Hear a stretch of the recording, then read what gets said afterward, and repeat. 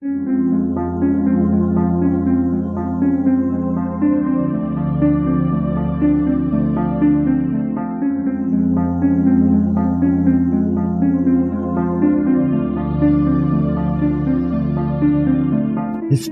tells the story of the world and of our lives. Sometimes that history goes bump in the night.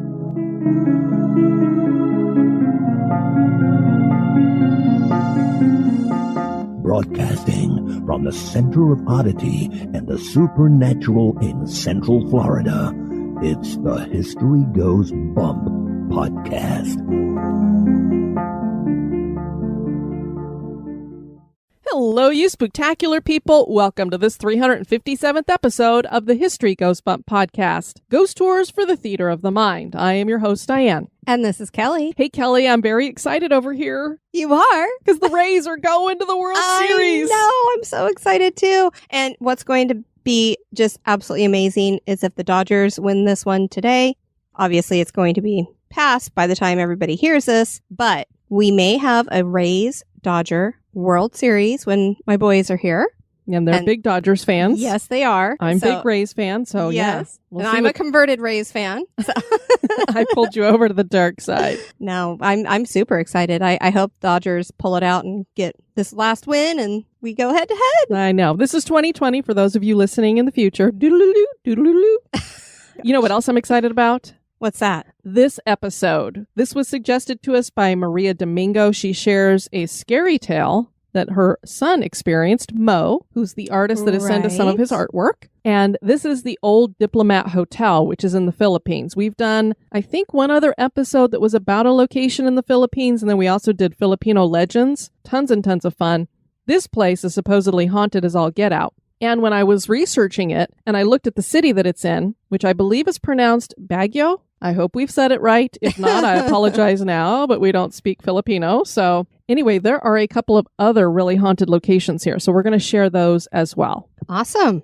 We want to welcome into the Spooktacular crew, before we get into that, Lene, Elsie, Trisha, Jimmy, Andy with an IE, Samantha, Amanda, and Sarah with an H. Welcome to the crew, you guys. And now, this moment in oddity.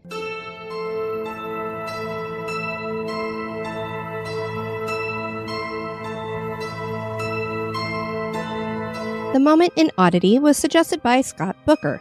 Clinical zoanthropy is a form of mental illness in which the sufferer believes that they are either becoming an animal or already have transformed into an animal.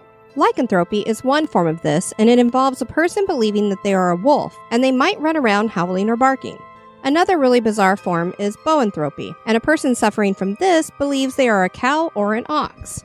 The person will go into fields and join herds of cows crawling on all fours, mooing, and eating grass. The earliest story of a case of boanthropy is found in the Bible in the book of Daniel, and the sufferer is King Nebuchadnezzar. The text says he was driven from men and did eat grass as oxen. He eventually seemed to be cured from the disorder and went back to living a normal life. Researchers are not sure what brings on the disorder, but they hypothesize that it is caused by some kind of hypnotism, hallucination, or dream state, or more probably is an aspect of schizophrenia. Non-scientists claim that it is due to some kind of black magic or curse. While we don't know what causes boanthropy, we do know that it certainly is odd.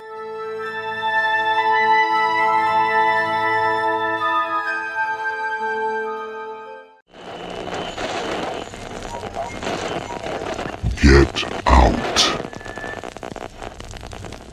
And now, this month in history.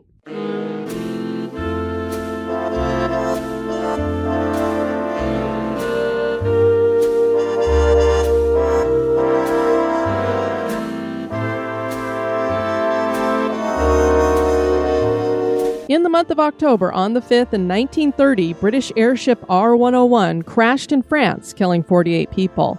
Although this disaster cost more lives than the Hindenburg crash, which wouldn't happen for another 7 years, most people are unfamiliar with it. This was the airship's maiden voyage, and at the time it was the largest airship ever made, so there's a lot of comparisons to the Titanic and how it was sunk on its maiden voyage. The airship measured an amazing 731 feet long. There were 54 people on board the dirigible, and the fire that ignited quickly took out nearly everybody. There would be other deadly airship crashes in Europe because they filled them with highly flammable hydrogen gas rather than helium. The reason they went with the more dangerous gas was because America had a monopoly on helium at the time. Helium is a very hard gas to get a hold of because it is found in very few places, and there's a limited finite supply. There were many mistakes made with this airship. Design flaws were not fixed. The weather was ill-suited for the trip, which was to end in India, and the R101 was overloaded with cargo and fuel. The fabric at the nose was damaged by wind and rain, and gas bags in the bow broke open, releasing the lifting gas. The crash was relatively light, but shortly after crashing, the gas ignited, and it was over in a matter of minutes.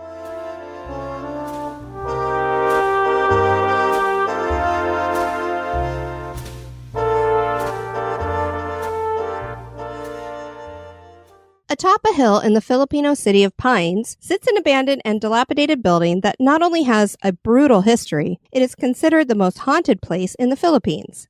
This is the Old Diplomat Hotel, which was originally a retreat for friars of the Dominican Order that later became a place of sanctuary and then eventually a place of death. But this is not the only creepy location with a haunted reputation in Baguio. The city is dotted with haunted locations like the Laperal White House. Join us as we share the history and hauntings of the Old Diplomat Hotel and haunted Baguio.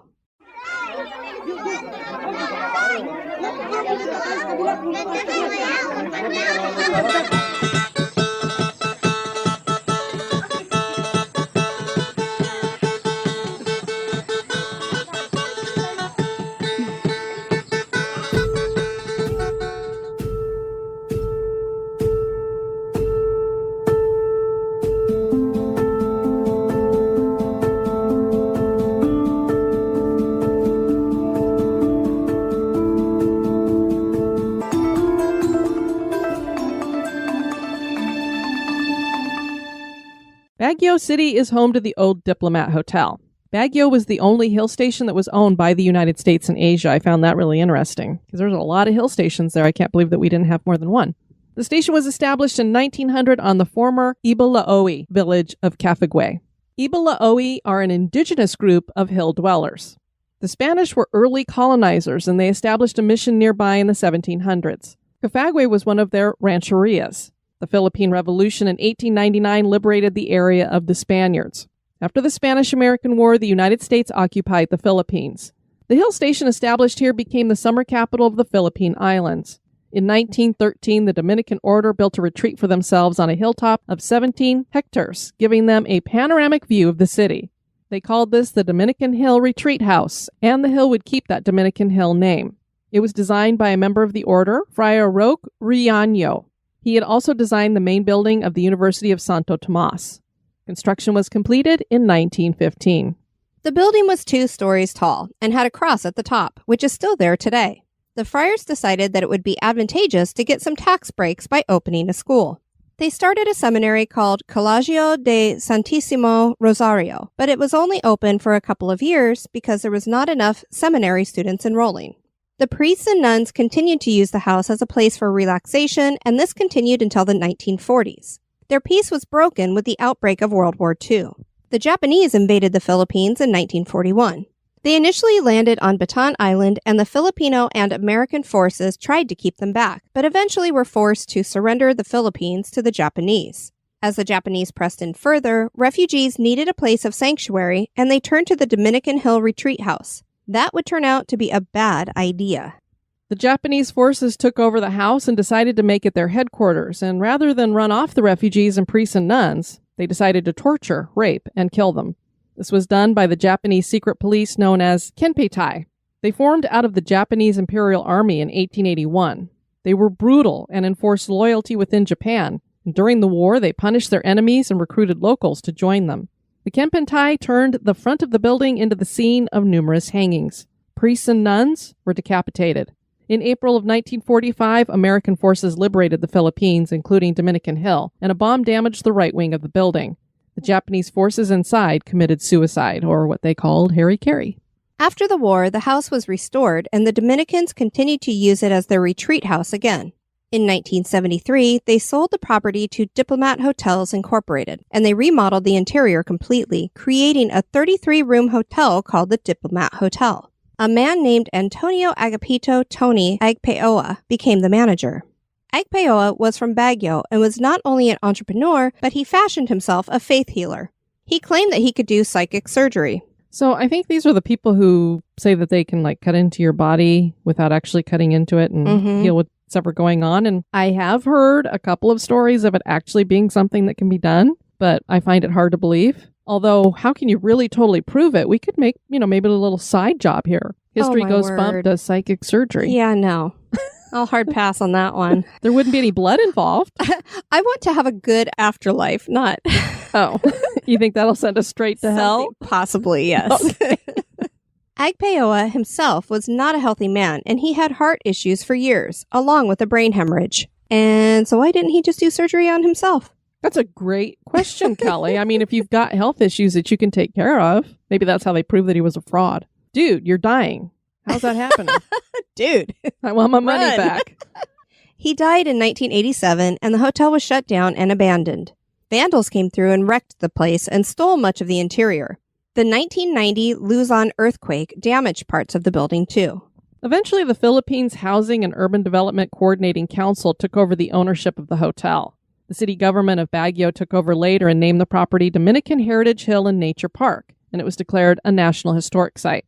The building has been under renovation, but it is still in pretty sorry shape based on all the videos that I watched of it, many of which were as recent as last year.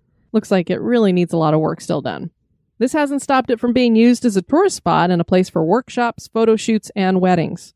Ghost tours are hosted in the former hotel. Very cool. And with the history that we have going on here, it's no wonder that they might be hosting some ghost tours. Certainly. Tales of paranormal activity started shortly after the hotel was shut down in the 1980s. Neighbors would claim to hear many sounds coming from the empty building. This included the clattering of dishes, doors and windows banging open, and disembodied screams. There are many spirits here ranging from victims of the Japanese to the victims of Tony Agpeoa. Some of the creepier claims about the diplomat are the presence of faceless or headless apparitions. The faceless description reminds us of the ghosts on Netflix Haunting of Bly Manor. So now you have a visual for it, because if you haven't watched it and you're a listener of this wrong with podcast, get on it. It's different than The Haunting of Hill House, but it's very well written, and I was weeping by the end of it. I just thought it was great. Yeah, I definitely had to go get a snot rag. As they say, it's not a ghost story, it's a love story. It is. It was beautiful. I loved it. It's our kind of love story because it is also a ghost story. This is true. One of the common descriptions is of a headless priest that people have taken to calling the Black Priest. This is a dark figure that has been seen on both the first and second floors. This is not the only priest apparition seen, and there are spirits of nuns seen as well. The fountain areas, there are 2 of them, have a lot of activity, probably due to the fact that the Japanese drowned victims in the water, including children. Yeah, a lot of the haunting tales that I heard about this were hearing disembodied children's voices. That's terrible. And you were thinking to yourself, why would there be children here? That just seems weird, but that's why they were there, because you had all the refugees there and then they killed them. There was a fire on the property in the 1980s, and the morgue, which was a separate outbuilding, was heavily damaged. Not much of that morgue is left. Many people claim to see a nun out by the morgue. And when you look at the picture, it's kind of far away from the building. There's no attachment there or anything. And I don't know, it just looks like kind of a tall tower type thing. So it's weird to me that was a morgue. So I don't know if it's just a rumor that was a morgue or if it really was. And it seems unusual to have a morgue connected to a retreat for priests and nuns, even though you had that doctor in there, quote unquote, doing psychic surgery. I mean, did they have that many people dying there from him not really curing people? Well, I wonder if the building served a different purpose originally, and then they just converted it to that. That could be. Amy's Crypt is one of our favorite go-tos when it comes to investigations of international locations. I encourage you to subscribe to her channel on YouTube. She goes to a lot of great places. And she had the opportunity to investigate the diplomat. She interviewed one of the tour guides, and he told her that he was conducting a ghost tour in 2018, and he had about 30 people in front of the building when something supernatural occurred. He was saying goodbye to everyone with his back to the building when the attendees started gasping and pointing to an upper floor. There was a figure in a window looking down at everybody. People took pictures and managed to capture it looking down and even waving before it disappeared. Multiple cameras captured this, and there was nobody in the building because he was with the tour group. So that's pretty cool. I'd love to have a spirit wave at me. I know. And this is the second time I've heard a story where a tour guide is like talking to a group of people and then all of a sudden they're like gasping and pointing behind them and what's going on. The other one was at Waverly Hills. Well, no, that we had an additional one besides that. That was Roswell, right? But yeah, you're right. She had the same experience too where people were gasping and saw somebody inside the house like come down the staircase or something, right? This same guide also told a bizarre story about Tony Agpeoa and the night he died of a heart attack in the building. He was locked inside a room and people could see he was convulsing and they couldn't get in the room. Finally, the door unlocked and they ran in to resuscitate him, but it was too late. An autopsy was conducted and the coroner found that the heart looked like it had been crushed by something. This room has a fireplace and many times security guards have entered the room and seen a figure standing by the fireplace. Amy conducted a spirit box session and was not getting much. We're thinking partly because she was speaking English. I mean, that's part of the problem when you go into these foreign locations is we're speaking English. They may not know what you're saying to them. Sure. But something that didn't have a language barrier gave us chills. Amy was sitting on the ledge of one of the fountains and you could hear the audible cry of a baby. There were rustling and scratching noises several times and a loud bang. And we both heard that cry of a baby, and it was really eerie because this is a place that's kind of out in the middle of nowhere up on this hill station in the middle of the night. She's there by herself with her cameraman and this tour guide. So it's like, where's that baby crying coming from? Yeah, and it was very clear. Yeah, and it was audible, which is what makes it really creepy. It wasn't an EVP that she captured. Our listener Maria wrote, Mo is our little 7-year-old history enthusiast that looks forward to new episodes. Our most recent experience and expedition we had before the shutdown was our trip to the Philippines. We visited the Diplomat Hotel. Mo, during our walkthrough, reached over to me and my husband and said he saw a woman standing at the arched window looking down and waving at him while we were in the courtyard, which sounds very similar to what these people described with their tour guide. And I just got chills. Mm-hmm. I don't doubt that some energy appeared to him considering the history of the diplomat, and neither do we. So very cool. Especially because he's a child. They tend to be a little bit more open-minded and see things that we don't. That's awesome, Mo. So that's what we've got on the Old Diplomat Hotel. But as I said, as I was researching that, there were these other places that kept popping up when you looked into Haunted Baguio. There's this other place called the Laperal White House. The Laperal White House suffered a similar fate as a hotel during World War II under Japanese occupation, and this has led to hauntings. The house was built in the 1930s by a prominent family named Laperal, who were early settlers here. The family was headed by Don Roberto Laperal and his wife Donna Victorina. The architectural style is American colonial, reflecting that at the time the Philippines was under American rule. World War II would end the family's peace here at their vacation home. A Japanese garrison took the house over and used it as a place to interrogate spies and torture, rape, and kill people. Some of those kills were said to be members of the Laperal family, although Don Roberto survived the war. When he died, the house passed out of family ownership and not much is known about the years between that and 2007. It sat abandoned for a great deal of time. Lucio Tan, who is a Chinese-Filipino billionaire, purchased the property in 2007. He poured money into renovating it, although he did not do that so he could move in, but rather so that it could be used as a tourist attraction. In 2013, under a joint partnership of Lucio's Tan Yan Ki Foundation and the Philippine Bamboo Foundation, the house was open to the public and hosts the Ifugao Bamboo Carving Gallery. The gallery is on the first floor, but the entire house is open to the public, so people can explore on their own, and there are many people who seek out the ghosts that are said to haunt the place. One member of the Laperal family who tragically died was their 3.5-year-old daughter. Her nanny had gone outside and did not realize that the little girl had followed her outside, and the child wandered into the street, a la Pet Sematary. Yee. Ugh. A car struck her, and this tragedy seems to have left her spirit on the property. People have seen the full-bodied apparition of the little girl, particularly on the front steps of the house. There have been photos that have captured her, too. The story about this gets even worse. The nanny is said to have committed suicide because of her grief and guilt. She did this in the attic, and her spirit haunts that area of the house. People claim to see her ghost peering out of the windows. Other paranormal claims are that disembodied angry voices are heard coming from the house when it's empty. People get an eerie feeling of being watched when inside. Security guards are reluctant to enter the house at night or alone, and one guard had a weird experience. He was asked by the caretaker to cut down a fortune plant that was on the side of the house. The guard did that, but soon fell very ill and he was unable to walk for a few days before he was well again. Another guard had an experience that got him in hot water with his wife. He was making his rounds of the house and decided to call his wife. After a few minutes, she angrily asked him who the woman was that was with him. Oh my. He was very confused as he was all alone. His wife told him that she kept hearing a female voice in the background. Oh my gosh. A woman who was a clairvoyant was once eating at a restaurant across the street from the house named PNKY. There was a large mirror in the restaurant, and she looked into it and was stunned to see the house in the reflection behind her, along with a female figure drenched in blood.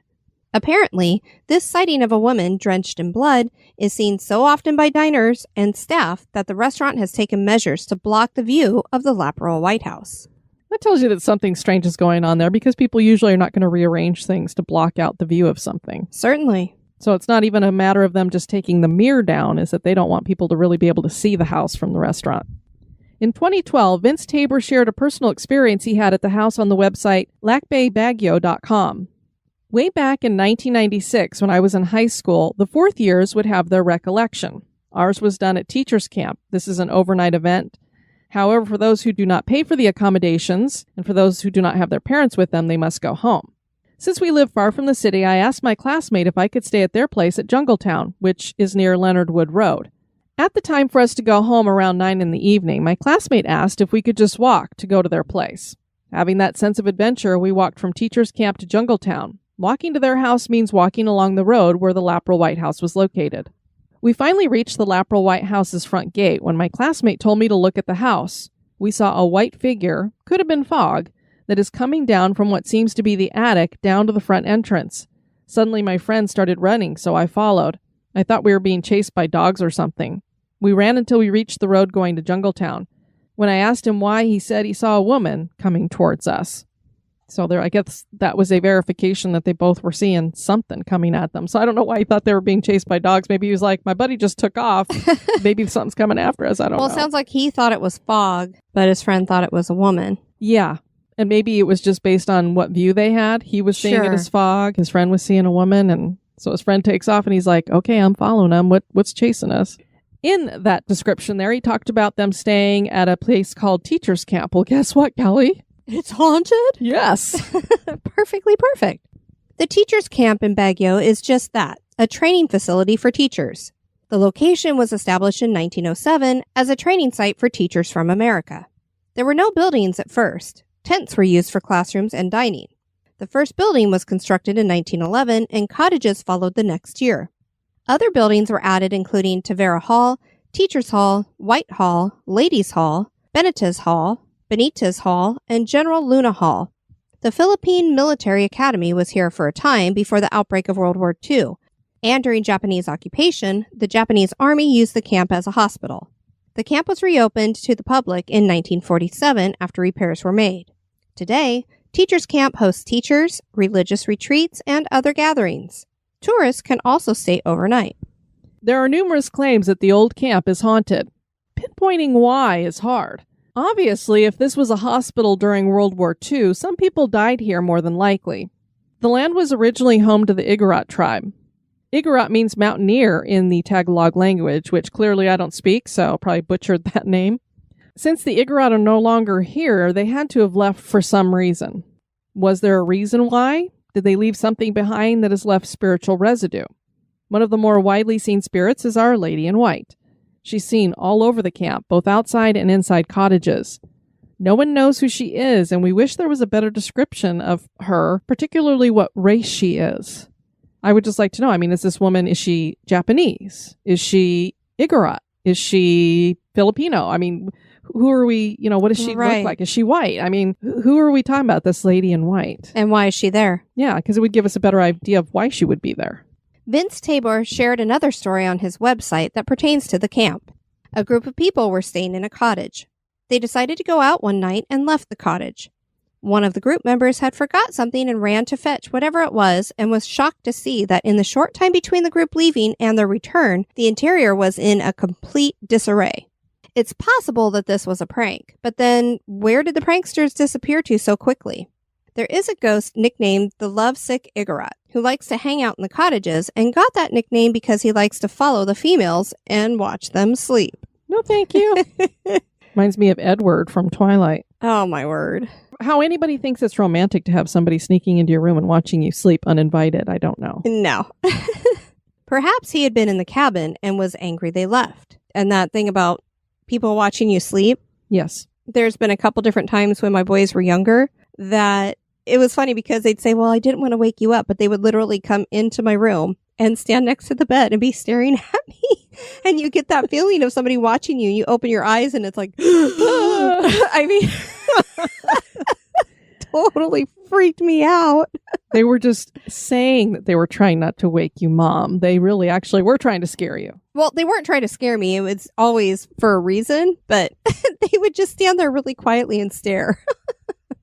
Another spirit said to be here is a headless priest, and following what we already know from this episode, it was probably someone executed by the Japanese. Another spirit that probably is a remnant from the war is a bloody female spirit that has appeared to several people when they've awakened in the middle of the night, usually around 3 a.m. There's that time again. Magical hour. Emily C. Less wrote on the Facebook group, True Pinoy Ghost Stories, "Ghosts are definitely not real. Those were my words said before we started our trip up the mountains of Baguio City. A group of delegates from our grade school department were going to a leadership seminar in one of the most haunted places in the Philippines, Teachers Camp.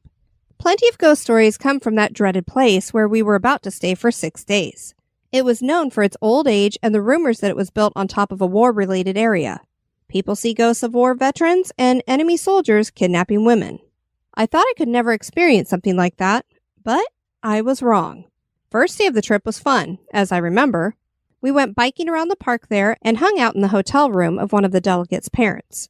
I didn't even think about the place we were really supposed to stay until, of course, I saw our hall in Teachers Camp. The camp was enormous. Plenty of halls we could have stayed in. But of all the halls we were assigned to, we were assigned to White Hall, the oldest and the one in the worst condition. The floor would creak with every step, and because of an opening between the ceiling and the wall, you could hear anything from chattering teachers to the bags of others dragged on the floor. Our toilets didn't even work well. So every day I dreaded coming back to that hall at night. That's worse than any haunting, I would think. Yeah, terrible toilets. The long-awaited first night in our room finally came, and as usual, I didn't sleep well. I always have difficulty sleeping, whether at home or a creepy camp. Room 109 was our assigned quarters. 4 other girls stayed in the room with me, and they were comfortable with the place, just a bit disgusted at the counterproductive toilet. I don't want to know what that means. Anyway, as I was saying, I didn't sleep well at all. I was awake until the hours of 11, desperately trying to sleep. Of course, I left the lights on, fearing something might go bump that night. Finally, I fell asleep for around 4 hours and woke up again at 3 a.m. Screw sleep, I thought. Luckily, I brought an interesting book from my sister. I read undisturbed, yet still a bit paranoid for a few minutes. Until I heard something. Footsteps. Faint, yet coming closer. I stopped reading and waited to see if they would actually get louder. They did. Before anything got any louder, I actually peeked outside my room, finding nothing, but the footsteps kept coming, stronger and closer as it headed down from the stairs across the room. I went back to my bed and just stayed there, sitting upright, my ears eagerly taking in the footsteps. I was nervous. I tried to calm myself, saying that there were late guests coming in. But then the footsteps reached the entrance of the room, so roughly that I felt the bed moved whenever it sounded. I freaked and hid my head under the blanket, hurriedly reciting my prayers while my friends slept soundly. I feared I'd see something that I'd remember for the rest of my life. The footsteps felt as if it was coming towards my bed. Then it stopped. I lifted enough courage to look up from my blanket. I saw a white, shady figure with a somewhat bloodied face. It was only for a few seconds until I finally got the urge to hide myself from it. I hid under the blanket again. The footsteps ensued, but this time grew fainter and fainter until it was gone, like the figure. I was so scared I could barely get sleep. For the passing days in room 109, nothing else happened. Ooh, thank goodness. And I don't know how anybody goes back to sleep after seeing that. I would have been up screaming. My roommates would have been awake. I don't know that you would have been screaming. If it was a white figure with a bloody face. I still don't know that you'd be screaming. Yeah. You're pretty brave. I don't know that I would scream, but I'd be like, guys, does anybody else see this? Am I dreaming? You definitely would have woken somebody up. Yeah. Next up, we have Loacan Road. Loacan Road is also known as Route 231 and runs for nearly 4 miles from Loacan Airport to the main part of Baguio. There are 2 legends about this road. The first is about a tree that once stood at the middle of the road. It was decided that it needed to be removed, but anybody who tried to cut it down would fall ill and be unable to finish. Finally, someone did cut the tree down, but he died several months later. The other legend is about a hitchhiking ghost. And Kelly, you know a little something about hitchhiking ghosts. She's been making the 3 hitchhiking ghosts from the Haunted Mansion for our Halloween display outside out of plywood, right? Is that what you used? Yes. Well, yeah, a particular kind of wood. And yeah, I'm so pleased. I can't wait to put them out there. If you guys want to see those, we've got them up on Instagram. They've been up a few different times as I've been in the process of making each one. There's a cemetery along the road, and cab drivers claim to have been hailed by a woman wearing white outside of the cemetery. So here we have our lady in white. But when they stop to pick her up, she disappears. I've also heard that sometimes she actually gets in the car, and they're taking her from one cemetery to the next, and she disappears en route. There are those who believe she was a murder victim. And while these are 2 different legends, they actually could be connected. A lot of people believe that she was murdered near the tree, and that's why anybody who would try to take down the tree would fall ill. Ah. There are also stories of screams and other strange sounds coming from a lot that used to be the site of the Hyatt Hotel here in Baguio. The Grand Hotel was brought down by the 7.8 magnitude earthquake that hit here in 1990. Many people were trapped and killed in the collapse. Baguio does indeed seem to be a very haunted city. Are these locations that we shared haunted? That is for you to decide.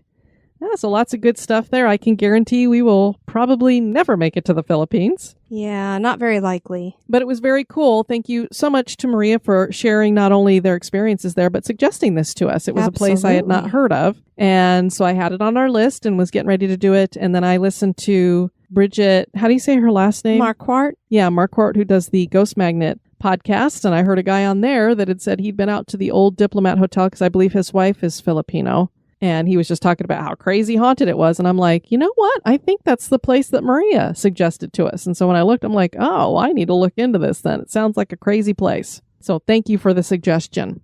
We encourage you guys to check out our website at historygoesbump.com. And if you want to send us some feedback, you can do that at historygoesbump@gmail.com. We want to thank Leanne for your email. We always love hearing from you guys, no matter how many times you want to tell us that you absolutely love the podcast. It always makes our day. Absolutely. We love hearing back from you guys. The feedback is so important. We also want to encourage you guys to make sure you're listening to the most recent episodes, not only so that you can keep up to date with what we have going on, because you might miss some things. We had some people like saying, oh no, we didn't realize Cemetery Bingo was already going on. So make sure when that episode drops that you're listening within those first couple of weeks so you don't miss anything. And the reason I suggest that is not only for your benefit, but it also benefits us in a huge way. We don't talk about it a lot, but when it comes to people who are interested in advertising on your podcast, they look at what was listened to on a specific episode from the moment it dropped to the 30 days afterward. So for those of you who save the episodes and then listen like 2 months later, it doesn't help us at all when it comes to numbers. So we really appreciate it if you guys could listen to the most recent episodes right when they drop, whether you're a new listener, an old listener. If you want to give back to the podcast, that's a great way to do it. And another way that you guys can help is just by sharing the show. When you meet somebody or if you know somebody that enjoys spooky stuff, whether it be around October or all through the year, sharing the show is just a huge help. It really helps us grow. We want to thank you guys for listening to this episode. I've been your host, Diane. And this has been Kelly. You take care now. Bye-bye. This episode is brought to you by our executive producers. Dispatches from the Grave Digger.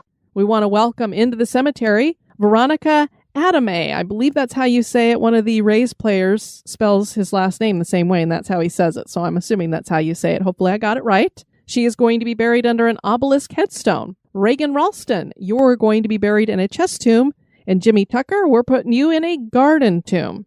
Thank you so much for contributing to HGB, you guys. Becoming executive producers really is what brings the show to everyone else, so we appreciate it so very much. Be sociable. Drop the chain rattling, neck biting, and shape shifting, and join us on Facebook and Twitter at History Goes Bump. Like the page and follow us.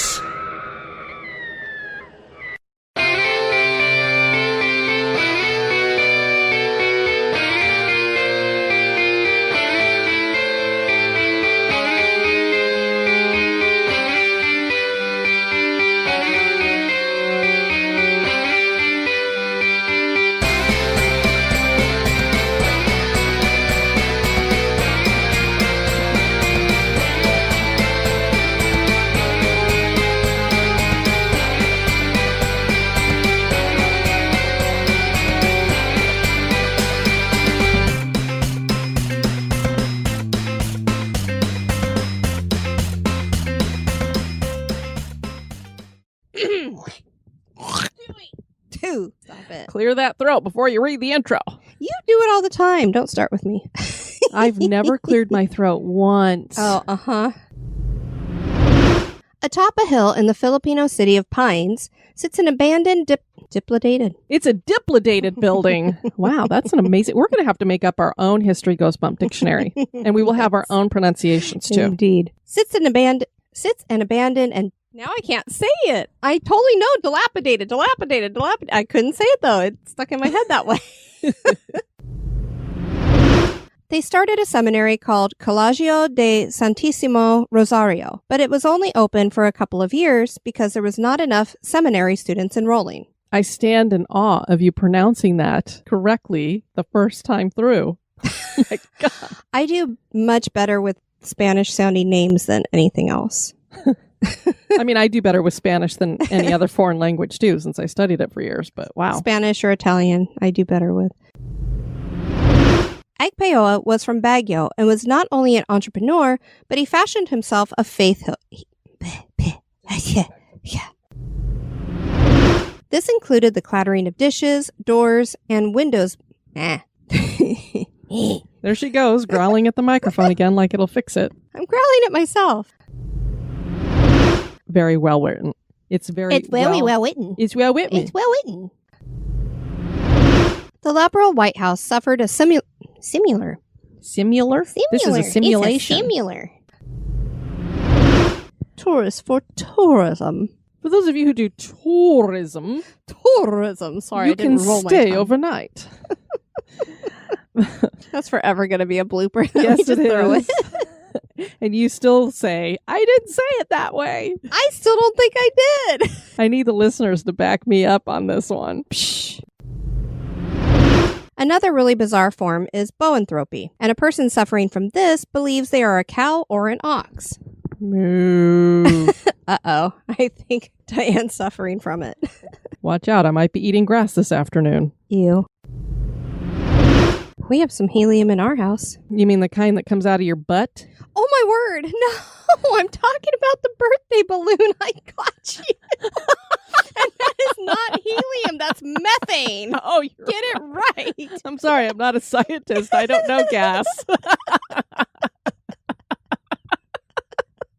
Oh my Lord. I'm sorry. We went on a date last night and that was some really rich food. That's what it cut on my brain. Well, clearly, since you spent half the night in the bathroom, as did I. Did you know that about helium, that it is in very short supply?